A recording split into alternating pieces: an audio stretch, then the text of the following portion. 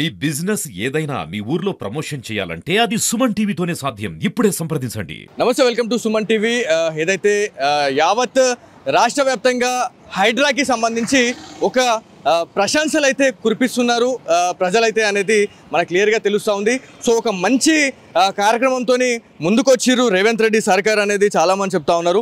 హైడ్రా గురించి చాలామంది కూడా చాలా అప్రిషియేట్ చేస్తూ ఉన్నారండి. సో ఎట్లా అనిపిస్తూ ఉంది హైడ్రా గురించి?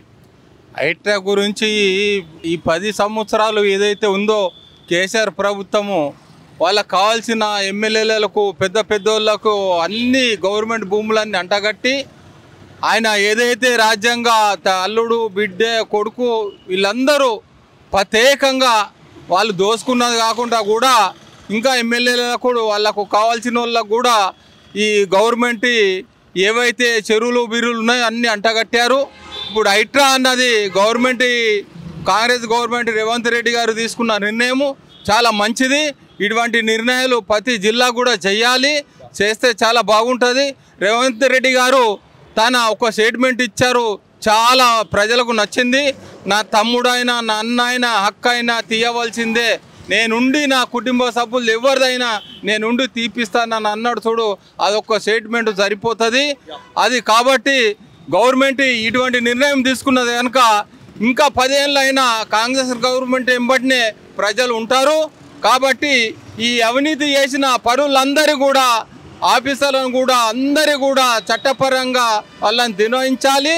కాబట్టి ఇటువంటి మంచి కార్యక్రమాలు చేస్తే మన ప్రజలు రేవంత్ రెడ్డి ఎంబడ కాంగ్రెస్ గవర్నమెంట్ ఎంబడ ఉంటారని చెప్తూ నేను ముగిస్తున్నా. సో అయితే నిజామాబాద్లో కూడా చాలా రకాలైనటువంటి అక్రమ కట్టడాలు ఉన్నాయి, అదేవిధంగా కబ్జాలు కూడా చాలా జరుగుతున్నాయి అనేది మనకు తెలుస్తూనే ఉంది.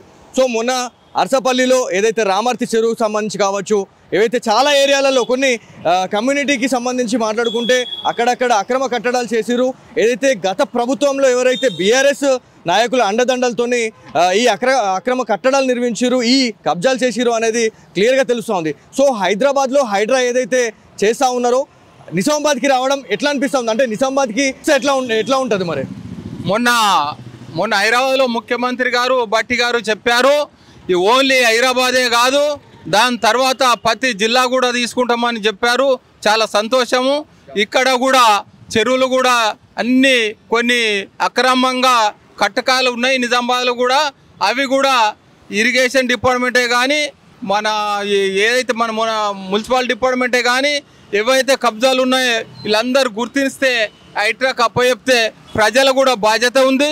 ప్రజలు కూడా ఎక్కడైతే అక్రమంగా కట్టకాలు ఉన్నాయో అవన్నీ ప్రజలు కూడా జిల్లా కలెక్టర్ కూడా ఇస్తే అవి కూడా హైడ్రాకు వాళ్ళు పంపగలుగుతారు.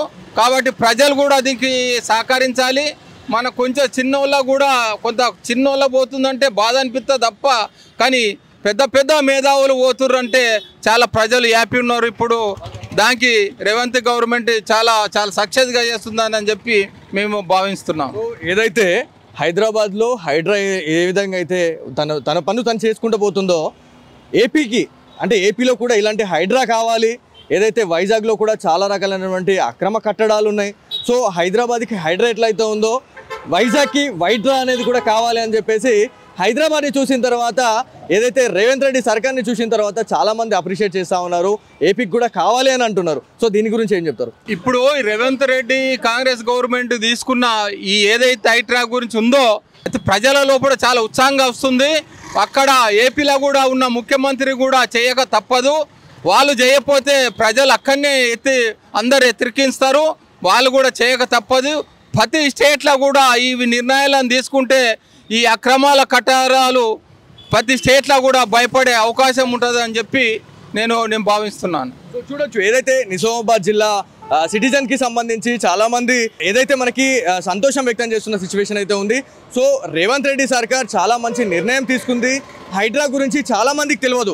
సో హైడ్రా అనేది ఒక తెలంగాణలోనే కాదు యావత్ భారతదేశ వ్యాప్తంగా ఒక చర్చనీయాంశంగా మారింది అని చెప్పేసి చాలామంది నిజామాబాద్ సిటిజన్స్ అయితే చెప్తా ఉన్నారు. సో హైదరాబాద్లో ఏదైతే తరహాలో హైడ్రా తన పన్ను తను చేసుకుంటూ పోతుందో నిజామాబాద్లో కూడా చాలా రకాలైనటువంటి అక్రమ కట్టడాలు ఉన్నాయి, అక్రమ కబ్జాలు కూడా ఉన్నాయి. దానిపైన కూడా ఒక ఉక్కుపాదం మోపే అవకాశం ఉంటుంది. సో రేవంత్ రెడ్డి సర్కార్ని అయితే ఖచ్చితంగా అప్రిషియేట్ చేస్తున్నారు అనేది క్లియర్గా తెలుస్తోంది. సో ఇది ఇది ఇవాళ స్పెషల్ స్టోరీ. కెమెరా పర్సన్ కార్తిక్తో బాలు, సుమన్ టీవీ, నిజామాబాద్ నుంచి.